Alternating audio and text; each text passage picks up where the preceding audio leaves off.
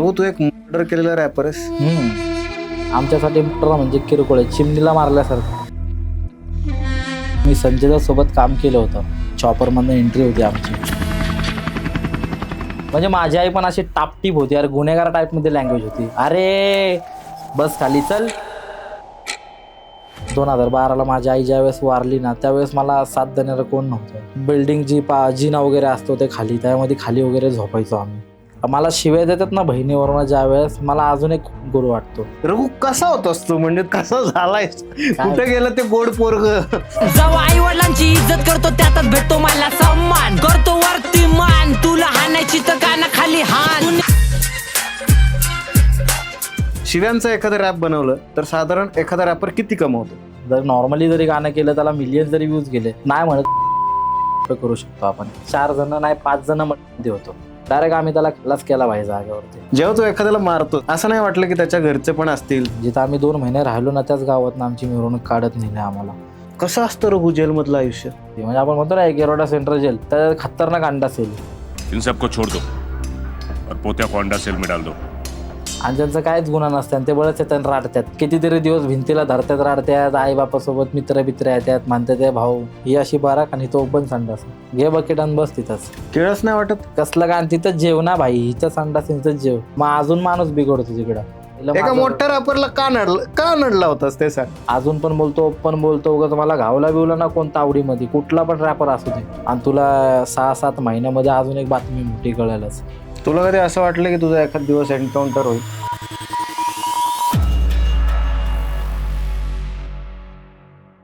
एखाद्या माणसामध्ये किती किडे आणि किती मस्ती असावी, म्हणजे माझं ना खरं तर चांगलं चाललंय. म्हणजे मी जरा चांगले पॉडकास्ट पण सध्या करतोय असं मला वाटतंय.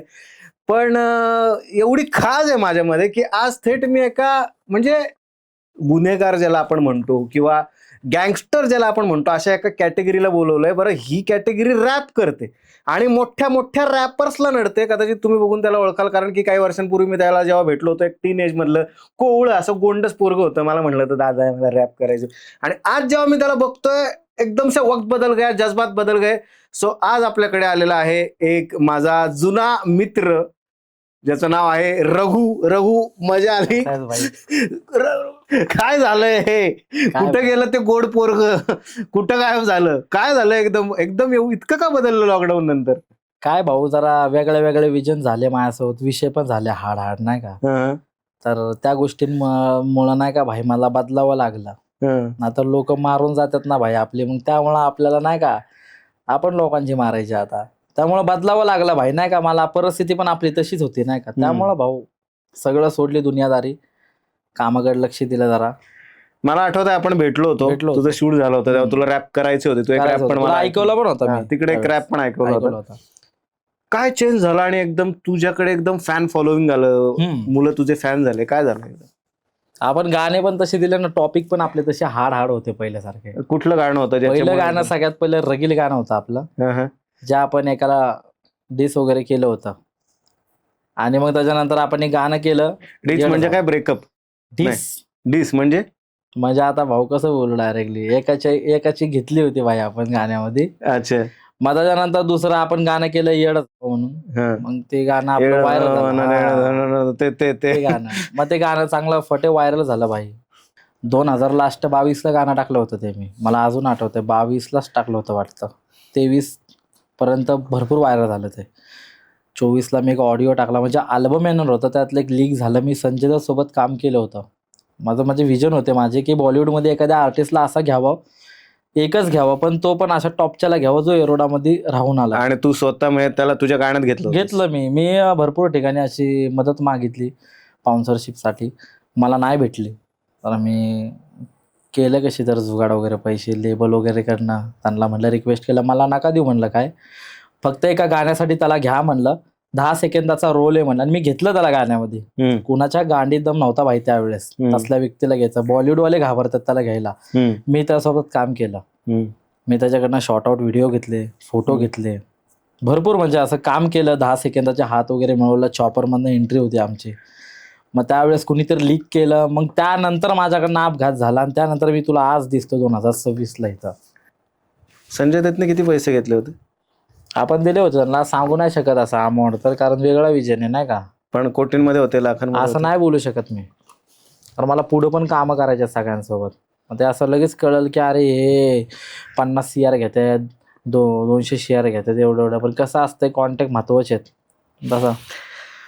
आता रॅपिंगचे वगैरे आपण बोलतोय, पण खूप महत्वाचा मुद्दा जो आता आपल्या व्हिडिओचा मुद्दा आहे तो आहे की एक काळ असा होता की तुझ्या 2-3 रॅपनी हादरवून टाकलेलं. हम्म. भले भले टेन्शन मध्ये आले होते की आता बाबा आपलं रॅप कसं चालणार, या लेवलला तू पोहोचला होतास. बरोबर. आणि एक काळ असा स्विच झाला आणि तू डायरेक्ट गायब झाला. तुझ्या मधल्या काळात नक्की काय झालं? मी असं ऐकलंय तू मधल्या काळात काहीतरी गुन्हेगारीच्या कुठल्या तरी याच्यामध्ये जेलमध्ये गेलास वगैरे काहीतरी, तर जरा त्याच्याबद्दल सांग, काय होतं तो, त्या पॅच बद्दल सांग जरा.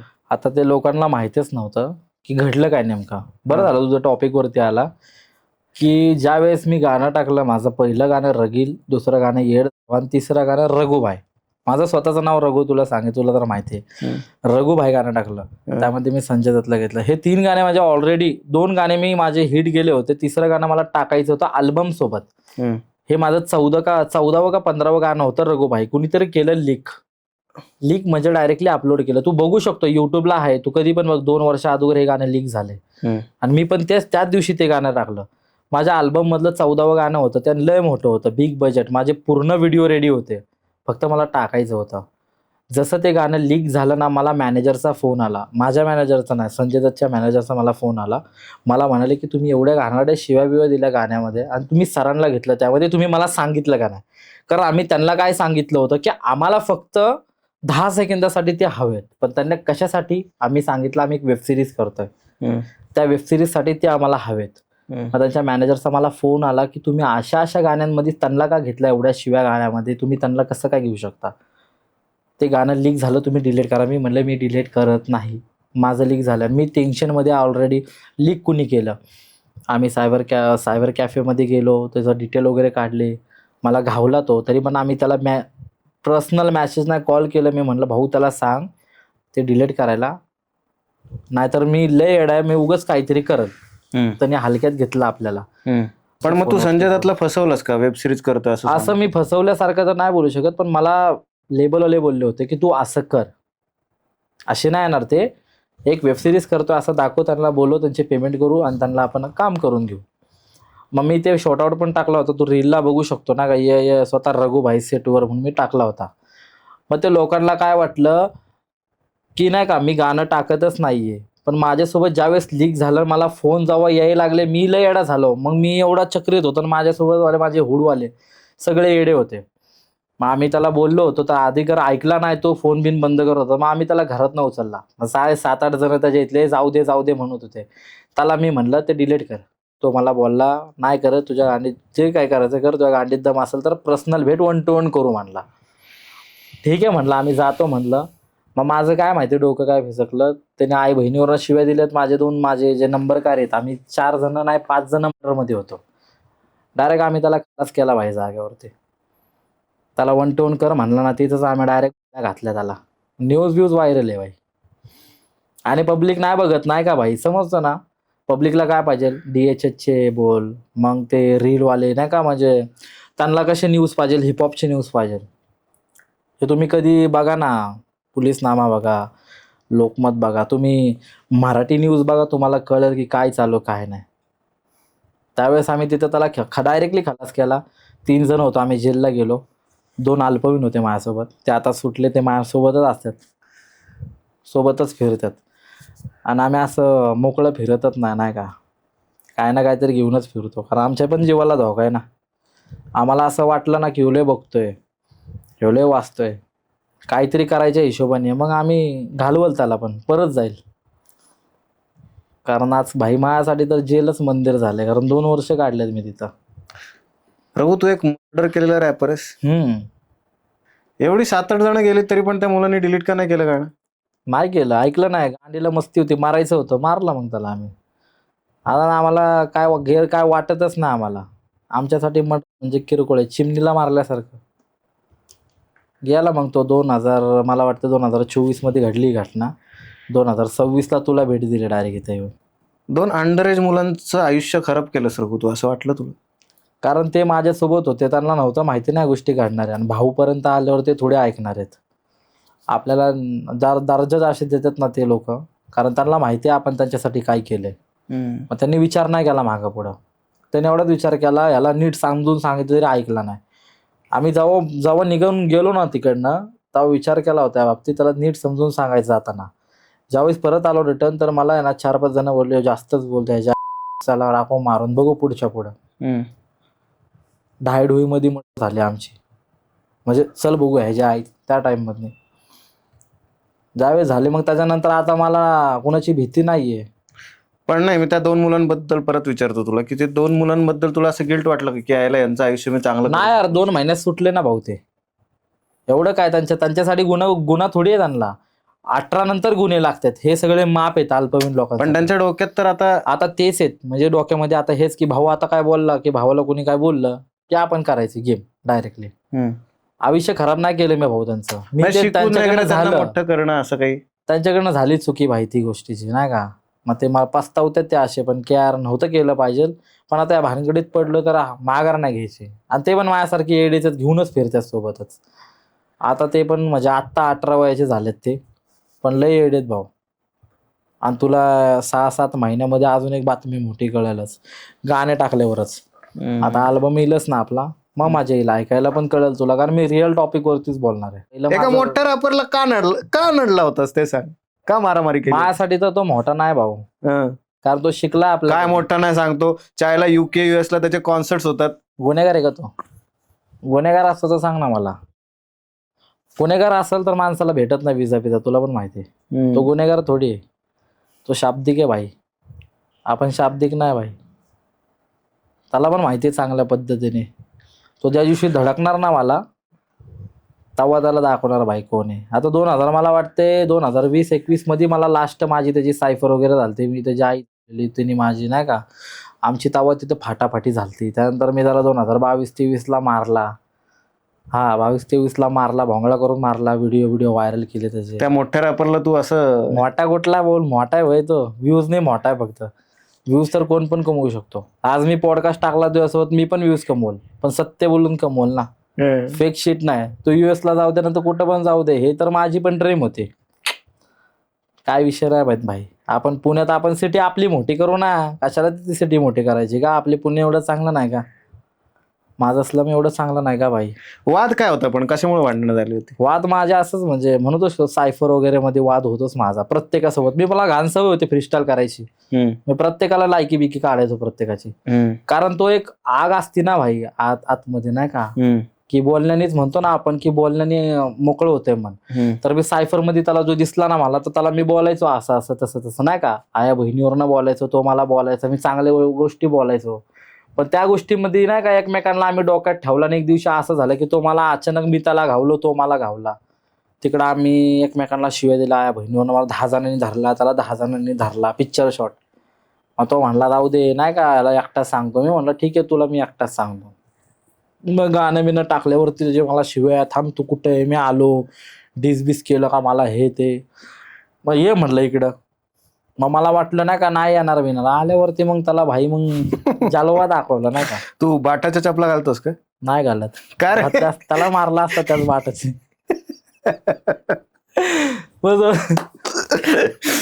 ओके. मग त्याच्यानंतर समजतं ना, मग व्हिडिओ वगैरे व्हायरल झाले 2022-23 मध्ये. मग त्याच्यानंतर तो आपल्या नादीला ना लागला. गाण्यामध्ये बोलतो कुत्र्यासारखा, वरडतो नुसता, हे केलं ते कर, गरमागरमीत वाजल्याने बंद पडले. आम्ही गरमागरमीत वाजलो तर बंद पडतील साऊंड, ठेवतो धाकात मीच चांगल्यांना गुरमीत राहून.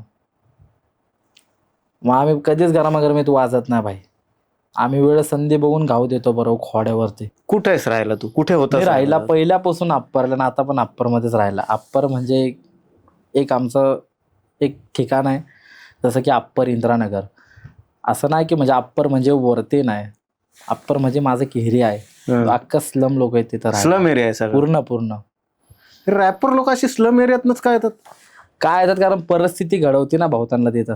खायला बिलं नसेल घरात, काय गोष्टी नसेल घरात, गरिबीची जागा तीच आहे भाई नाही का. उपाशी मारणार नाही तिकडं पण लोक, कधीच नाही मारणार, कारण तिकडं विचार करणारे लय जण आहेत. भले आपल्या घरात जरी नसेल ना तर लोक देतात नाही का खायला. हम्म. तर बाळा उपाशी नको झोपो.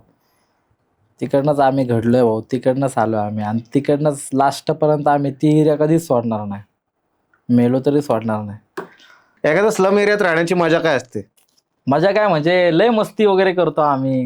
म्हणजे समज ना आता दिवाळी वगैरे आली तर किती सण जोरात होतो. त्याच्यानंतर मग रंगपंचमी आली तर किती सण जोरात होतो. हे सोसायटीमध्ये नाही होऊ शकत. आपण प्रत्येकाच्या घरात थोडी जाऊ शकतो कलर लावायला. स्लम मध्ये जाऊ शकतो ना. काकू म्हण, आजी म्हण, मावशी म्हण, ताई म्हण, दीदी म्हण, प्रत्येकाच्या म्हणजे तिथली मजाच वेगळी आहे भाऊ नाही का. ती शब्दात पण मी तुला सांगू शकत नाही. एखादा किस्सा सांग स्लम एरियातला. बरोबर असे किस्से आहेत माझे भाई. एक असा की ज्याच्यामुळे तुला तुझ्या आठवणी ताज्या होतील, रडायला येईल असं काहीतरी सांग. आता ते माझा एक किस्सा आहे भाऊ नाही का. मी तुला गाण्याबद्दल सांगाल. 2020 मध्ये ते गाणं मी जे केलं होतं त्याचं पहिलं गाणं रगील गाणं. तर आमचं शूट चालू होतं, वस्तीमध्ये चालू होतं आणि पहिलं गाणं होतं. आता माझ्याकडे पोरं वगैरे, आता तुला जर माहिती आहे आम्ही स्लम मध्ये राहतो तर पोरं तसेच येणार. सगळे एडे वाकडे नाही का, तसे टोपी बिपी घालून तसे सगळे आले होते. तर आम्ही शूट वगैरे करत होतो आणि तिथलं आमच्या इथं कसं आहे की एरिया वाईज म्हणजे 1 नंबर गल्ली, 2 नंबर गल्ली, 3 नंबर गल्ली नाही का.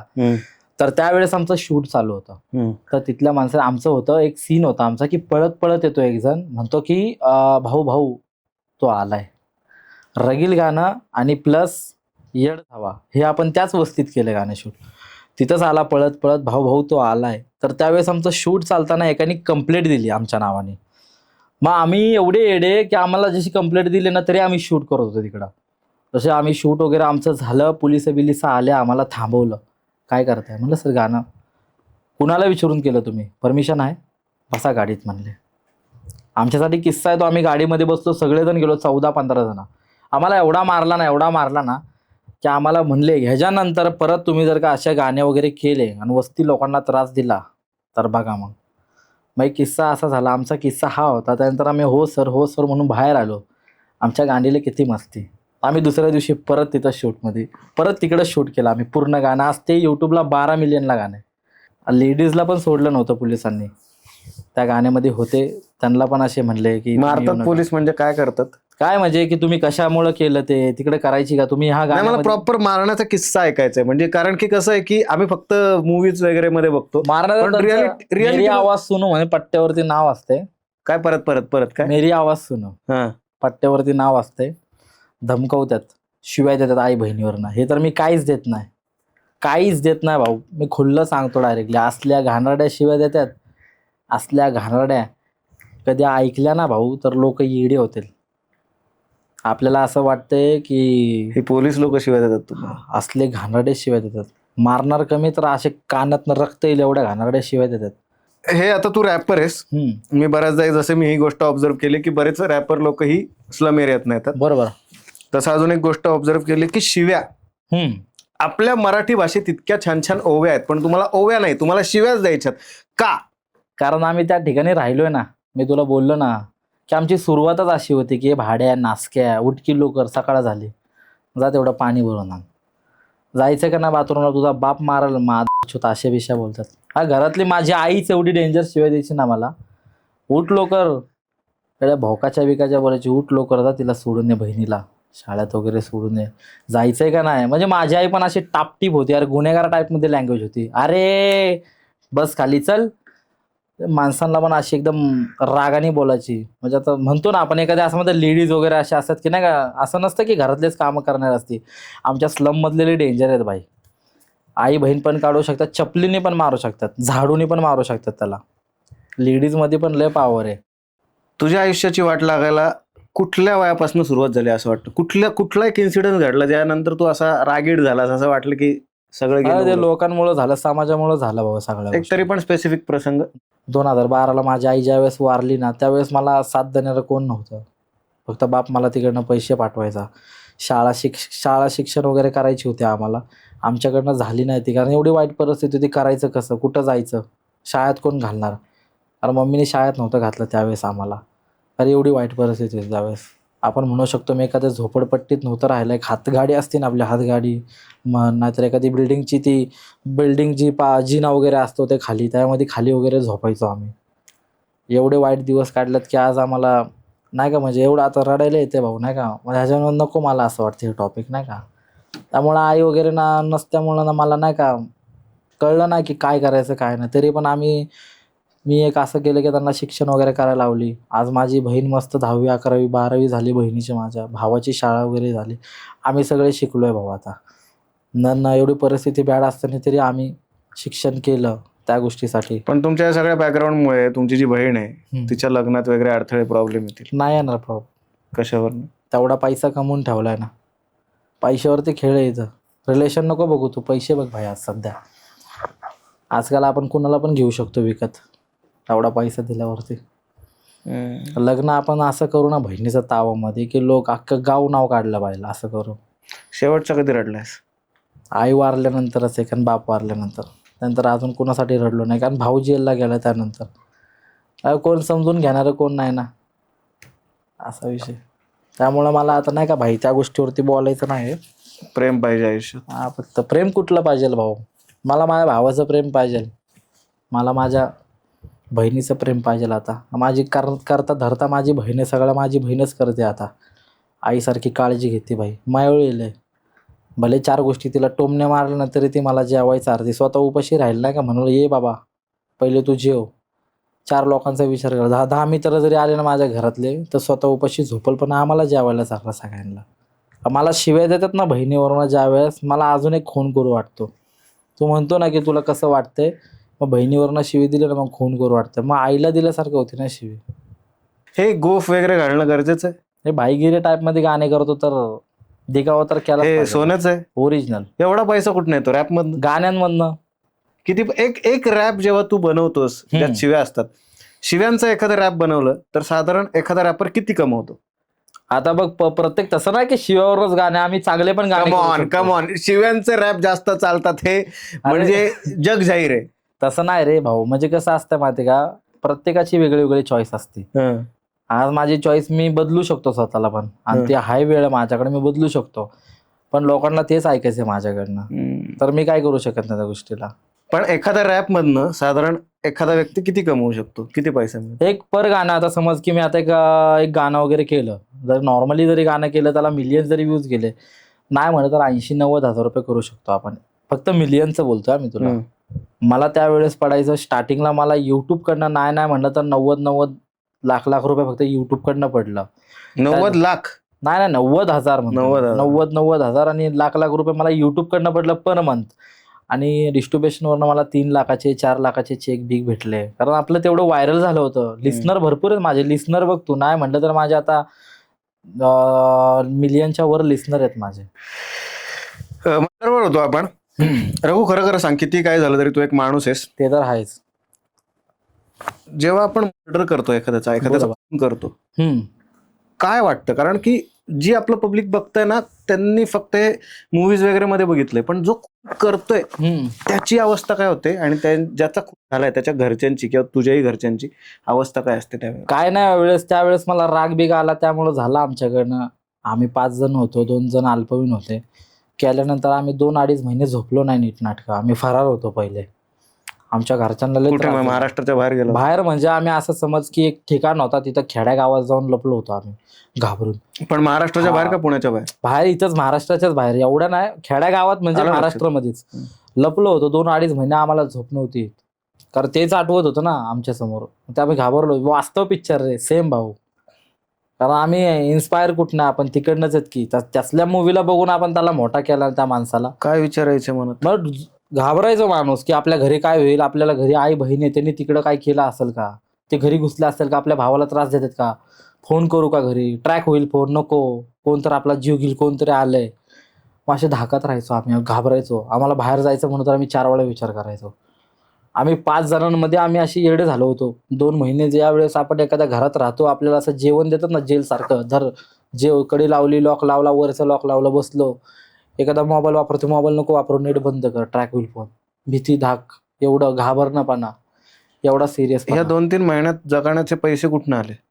आम्हाला पुरवणारे होते ना 2-3 जण, सगळ्या गोष्टी पुरवायच्या घरातल्या घरात. आपली दोस्ती यारी कमी होती का, गाणे पण व्हायरल होते, आणि त्यावेळेस आपण जिथं राहिलो तिथं कुणाला कळू दिलं नाही. त्या काळामधला सगळ्यात भयंकर प्रसंग सांग ना, जेव्हा तुला अवघड झालं होतं. अवघड म्हणजे आम्हाला तिथनं त्याच गावातनं आमची मिरवणूक काढली. कळलं ना म्हणजे तुला, त्याच गावातनं आमची मिरवणूक काढली. 2 जिथं महिने मर्डर केली तिथं नाही, जिथं आम्ही 2 महिने राहिलो ना त्याच गावातनं आमची मिरवणूक काढत नेली आम्हाला 5 जणांना. आणि त्या टायमाला आम्हाला कळलंच ना की काय करायचं काय नाही काय करायचं. आम्ही विचारात पडलो. 2 महिन्यांनी मिरवणूक. हा, तिथंच काढली आमची मिरवणूक. म्हणजे म्हणतो ना आपण की चपलीने मारतात बिरतात, तसं नाही व्हायला. लाकडा बिकडानी मारतात डायरेक्टली, बांबू बिंबूनी पाठीवर हातीवरती छातीवर बितीवर लाता बिता घालतात नाही का डायरेक्टली. किती जण होते आणि पोलीसवाले होते सगळे म्हणजे सगळे. मग मारताना मिरवणूक वगैरे काढून नेलं बिलं नाही का. मग आपल्याला चौकीत वगैरे बसवलं. मला पत्ता नाव ॲड्रेस बिड्रेस फोटो बिटो ससून बिसून सगळं म्हणजे चेकअप वगैरे केलं सगळ्यांचं.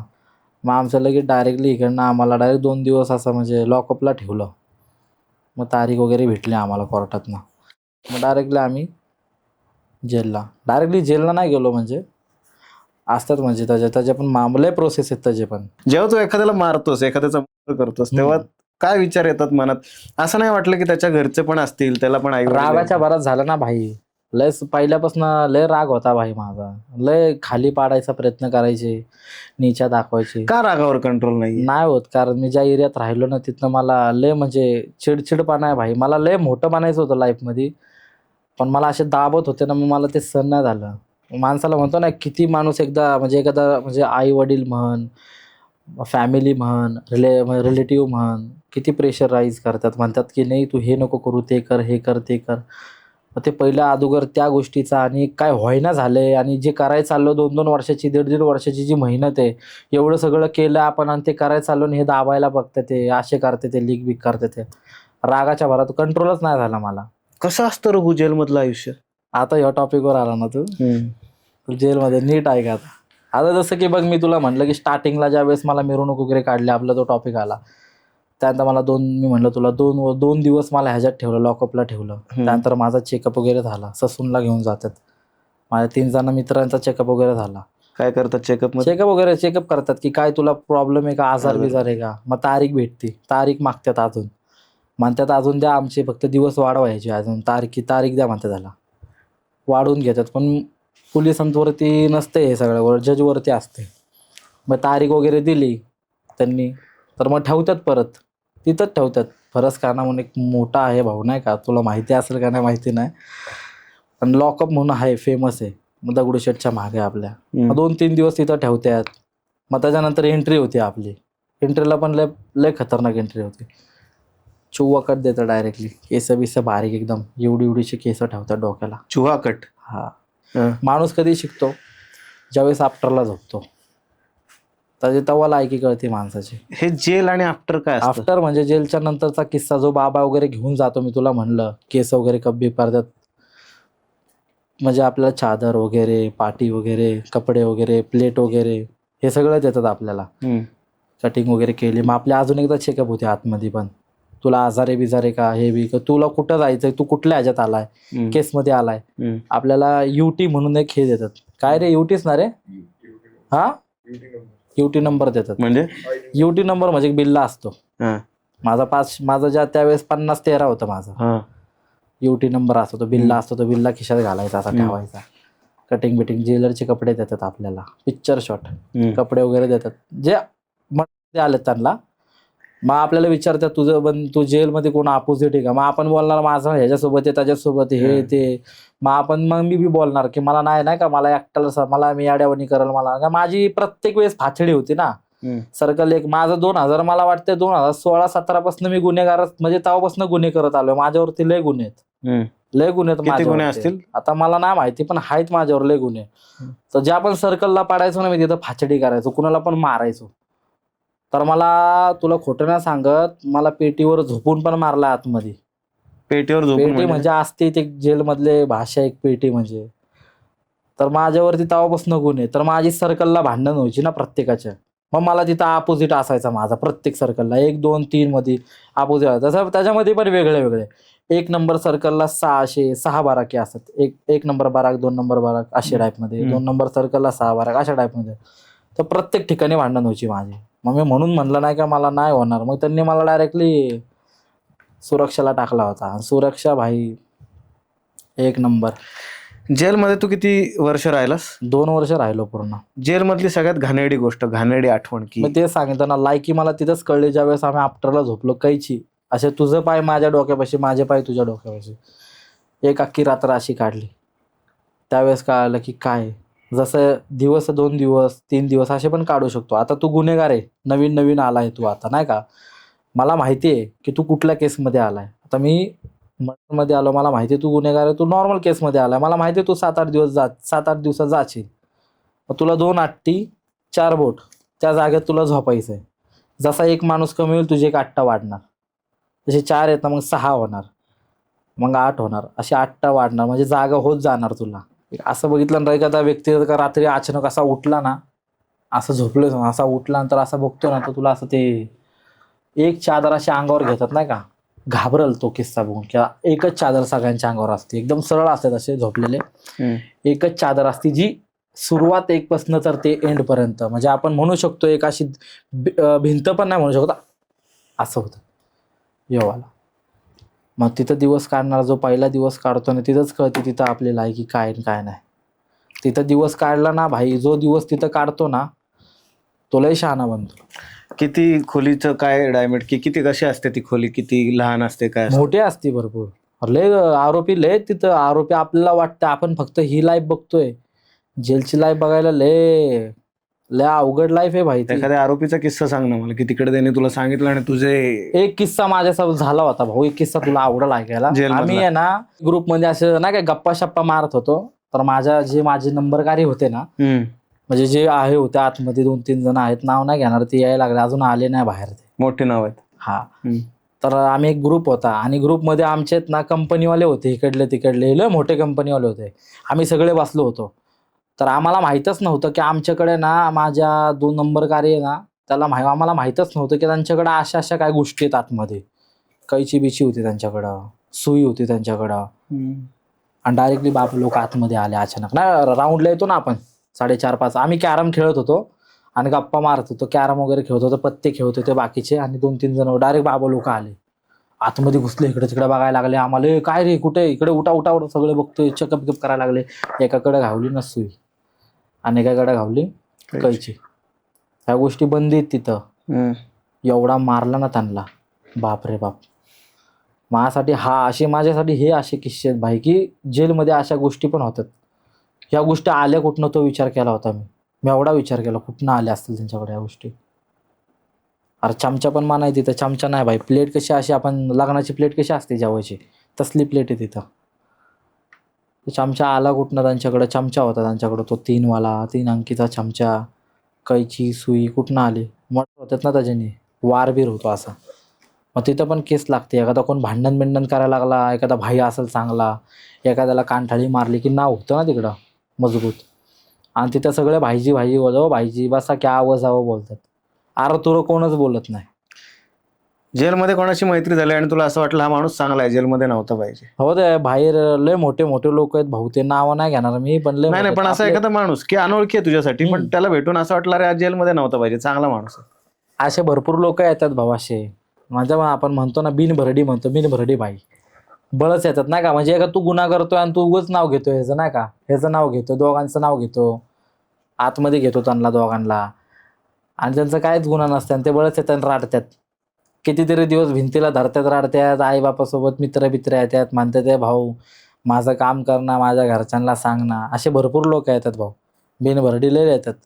आता प्रत्येकाला थोडे आपण विचारत बसू शकतो भाई, आपण आपला दाराला तिकडे वेगळाच असतो आणि त्यांचं कुठं रणगाणं ऐकत बसायचं, एवढा वेळ थोडे आपल्याकडं.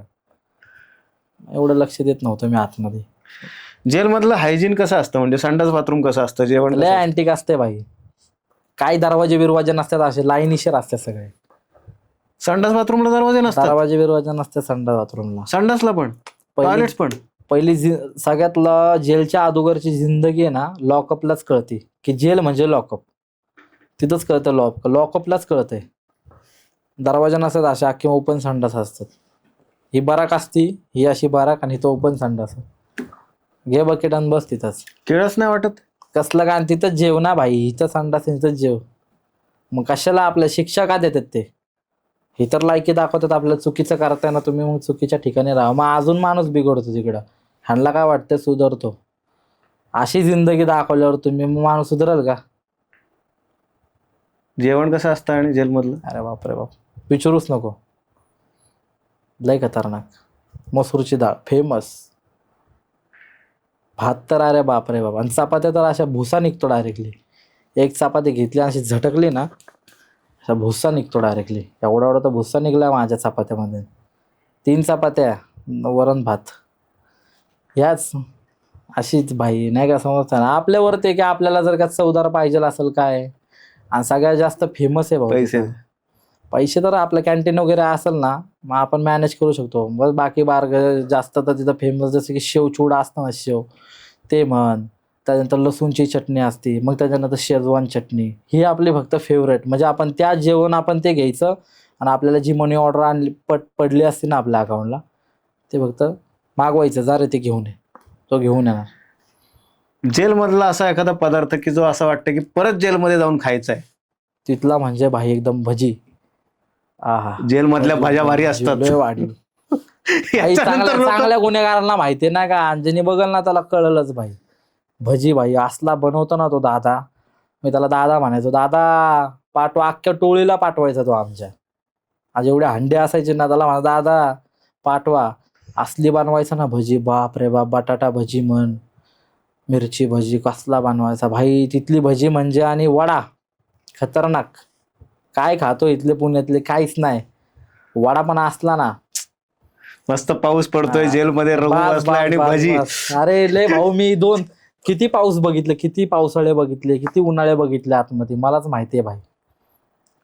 तो कुणी नाही. मला असं वाटतं की जेलला आहे ना, साध्या माणसांनी नाही जावं, गुन्हेगार लोकांसाठीच आहे. आणि ज्यांनी कापलंय ना तेच टिकू शकतात तिथं. नवीन व्यक्ती गेला की नाही होणार त्याकडनं, सण नाही होणार त्याला. काय काय लोकांना चक्कर येते, उलट्या होत्यात, जुलाबा होत्यात. काय काय लोकांना कळत नाही, सण नाही होत, आजारी पडतात.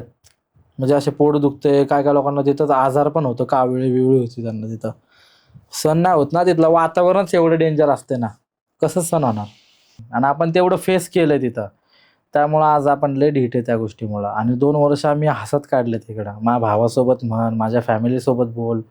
मी असं VC मुलाखत व्हायची ना आमची, तर हसून बोलायचो. फिजिकल मुलाखतला एकदम चिल राहायचो, टेन्शन नाही घेत कसं. कारण माझा भाऊ मला कमीच पडू देत नव्हता कशाची.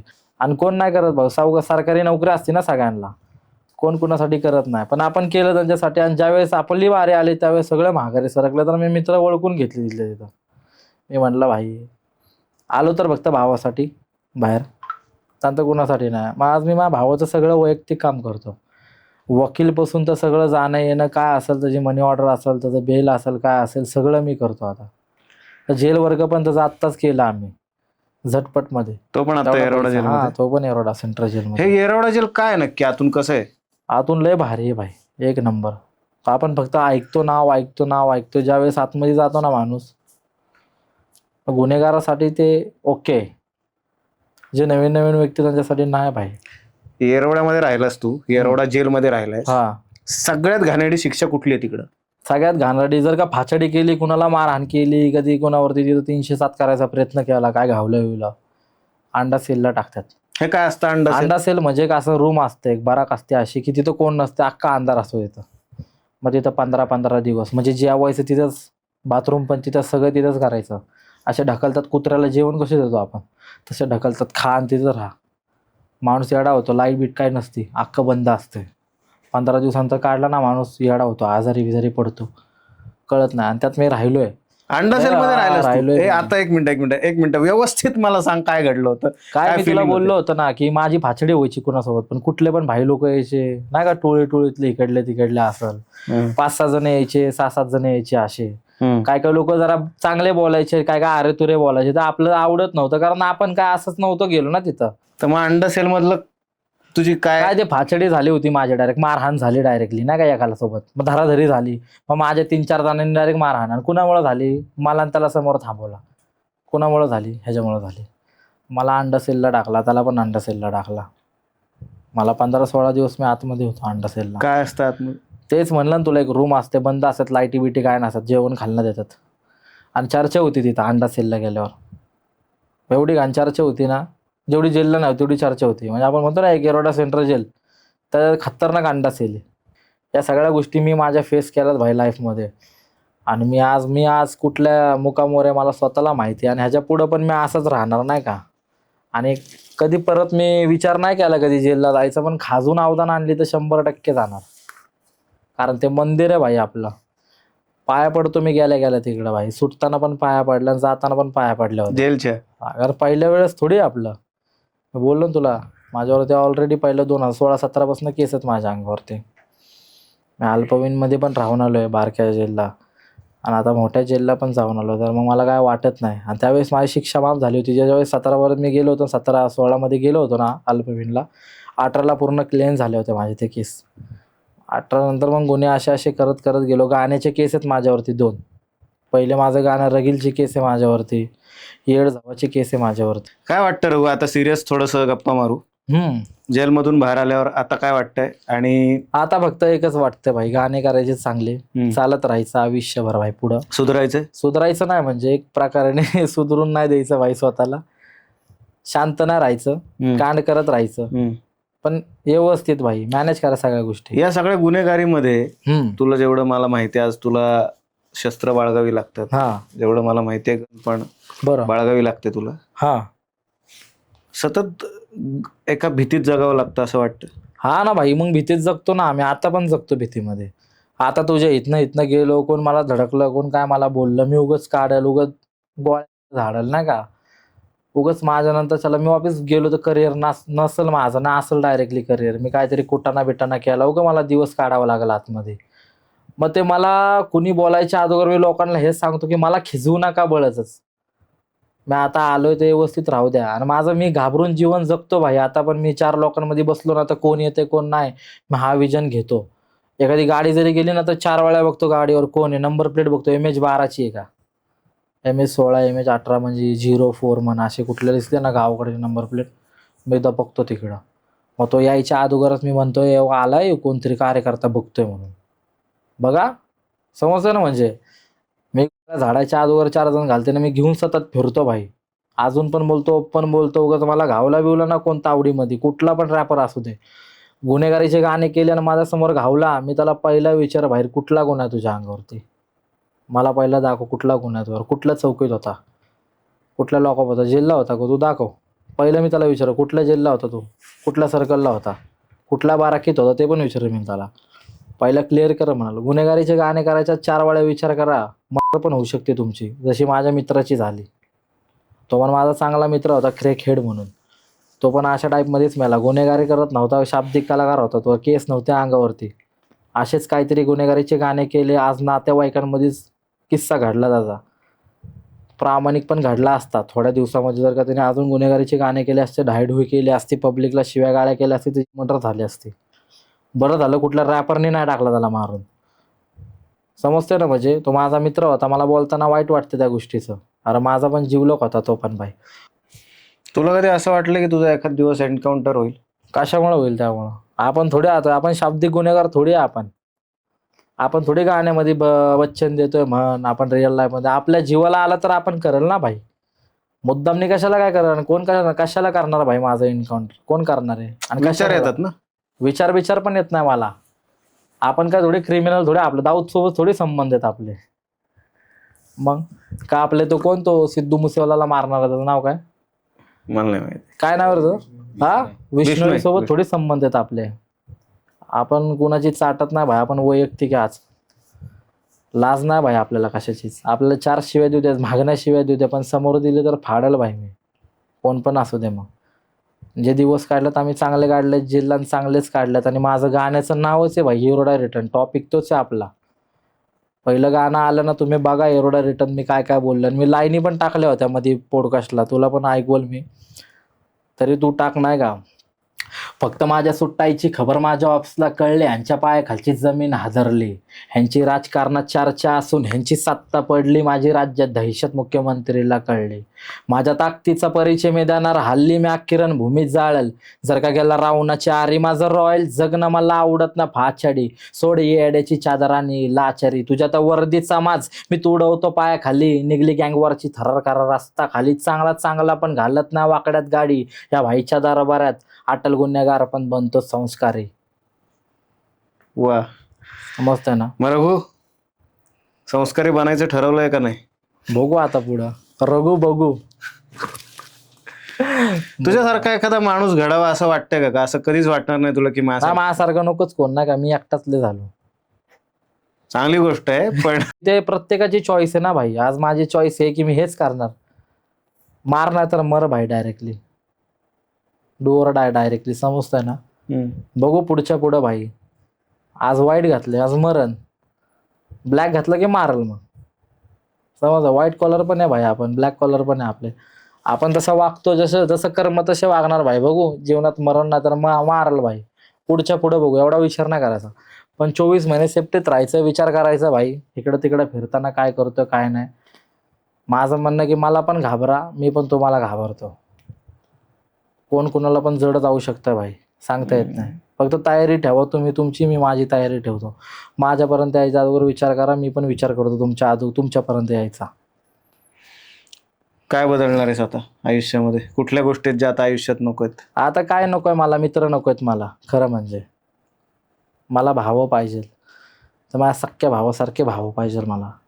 5-6 जण आहेत माझ्याकडे व्यवस्थित, आणि त्यांनी आपल्यासाठी जीव द्यायला तयार आहेत. ते लय झाले भाई, नाही का.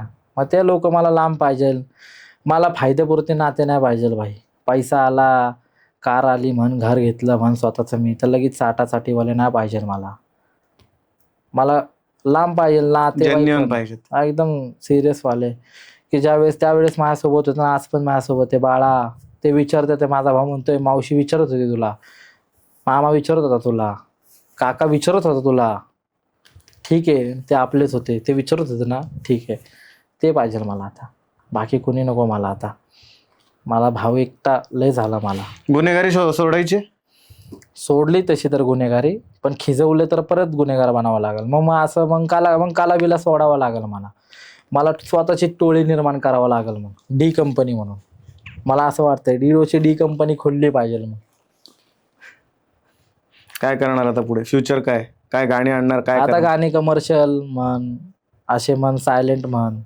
त्यानंतर भाऊ चांगले, म्हणजे आपले चांगले गाणे पण करणार आहे मी आता. झालेत म्हणजे माझे ऑलरेडी रेडी आहेत. शिवायची गाणी? नाही तसे नाही. प्रत्येक टॉपिक वेगळा आहे माझा. मी जॉनर चेंज केलाय स्वतःचा. बघू आता, प्रत्येकाला जशी आवड आहे तसे गाणे देणार. काय निवडशील, गुन्हेगारी का कलाकारी? दोन्ही मिक्स. एकच निवडायचं? ऑप्शन रॅपिड फायरच आहे माझा. ऑप्शन तेच आहे, दोन्ही मिक्स करायचं आपल्याला. पण तरी पण त्यात पण प्रायोरिटी तुला एक चूज करायची. त्यासाठी मग मी तयारीच करून आलोय ना. मग आतमध्ये ज्या वेळेस मी इथं होतो त्यावेळेस 25-30 गाणे रेडी होते. आतमध्ये गेले तर आता 30-35 गाणे रेडी करून आलो. सगळे एकत्रच करून घ्यायचे, जायच्या अगोदरी जरी असं वाटलं. प्रायोरिटी कशाला आहे, गुन्हेगारीला का कलाकारीला? दोन्हीकडे आहे माझी. एकच निवडायचं नाही, मला तोच चॉईस आहे ना माझी. मग मी कलाकार बनलो तर गुन्हेगारी सोडावं लागेल, गुन्हेगार बनलो तर कलाकारी सोडावं लागेल. मग मी दोन्ही नाही सोडू शकत. दोन्ही गोष्टीत जीव अडकलाय माझा. जे लोक हा पॉडकास्ट बघतायत त्यांना काही पर्सनल सजेशन देशील का तू? वैयक्तिक सजेशन आयुष्य जगण्यासाठी? सजेशन देईल ना भाई, की भाई नाही का, तुम्ही तुमच्या फॅमिलीची काळजी घ्या, आई वडिलांकडे लक्ष द्या, सोडून जाऊ नका. त्यांना लहानाचं मोठं केलंय, त्यांनी जसं बोलतात तसं ऐका त्यांचं. लग्न बिग्न करा, लेकरं बाळा करा, चांगलं शिक्षण करा त्यांचं. बस आई बापांना खुश ठेवा, समाधान. बस त्या गुन्हेगारीत ना काही असं नाही सांगणार मी. त्यांच्यावर ते घडले की ते घडतीलच ना भाई.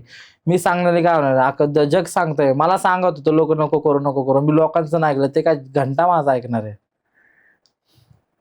कोण कोणासाठी नाही ऐकत भाई. आता ते प्रत्येकाची चॉईस आहे भाई. माझ्या आयुष्यातला हा खूप ब्लंट पॉडकास्ट होता. मला माहित नाही की या माणसातले कुठले गुण घ्यायचे कुठले नाही. त्याची पर्सनॅलिटी वेगळी आहे, माझी पर्सनॅलिटी वेगळी आहे. हा पॉडकास्ट याच्यासाठी पण आहे की आयुष्यात काय नाही करायचं. हा पॉडकास्ट याच्यासाठी पण आहे की आयुष्यात काय निवडायचं. हा पॉडकास्ट याच्यासाठी पण आहे की तुमच्या आयुष्याची चॉईस तुमच्या हातात असते, पण तुम्ही त्याचं काय करता हे पूर्णपणे तुम्हीच ठरवत असता. तसं की रघु म्हणाला की नाही सुटली गुन्हेगारी, त्याने खूप जणांनी प्रयत्न केला की तू याच्यात पडू नको, पण त्याकडनं नाही सुटली. पण त्याच्यामुळे जो ते आज जगतोय ते त्याला निभावणं आहे. त्याला आज जर का भीतीत जगायची वेळ आली तर त्याला ते जगावंच लागणार आहे. त्याच्याकडे त्याच्यासाठी पर्याय नाही. मला माहित नाही तू किती शांत झोपतोस किती नाही, पण ह्या पॉडकास्टातनं मी एक नक्की सांगेन की जेव्हा कधी आपण एखादं गाणं ऐकतो, एखादा विषय ऐकतो, आपण पटकन इन्फ्लुएन्स होतो. जेव्हा आपण इन्फ्लुएन्स होतो तेव्हा त्या माणसाला ॲज इट इज कॉपी करून होत नसतं, कारण की तुमची स्वतःची एक पर्सनॅलिटी असते आणि प्रत्येकाची ती वेगळी असते. कोणी चुकीचं कोणी बरोबर असं नसतं. पण या गोष्टीतनं, या रघुच्या गोष्टीतनं मला एक गोष्ट नक्की कळली, ते म्हणजे की तुमचं आयुष्य जगत असताना तुम्ही दुसऱ्याच्या आयुष्यात बोटं नाही ना घालत आहेत, याची काळजी मात्र आपण नक्की घ्यावी. रघु, हे सगळं सांगून मला एवढंच वाटतं की तू आज इकडे आलास, आणि मला असं वाटतं मी इतक्या फोर्सफुली तुला विचारत होतो तरी सुद्धा तू तुझ्या मतांवर खूप ठाम राहिलास.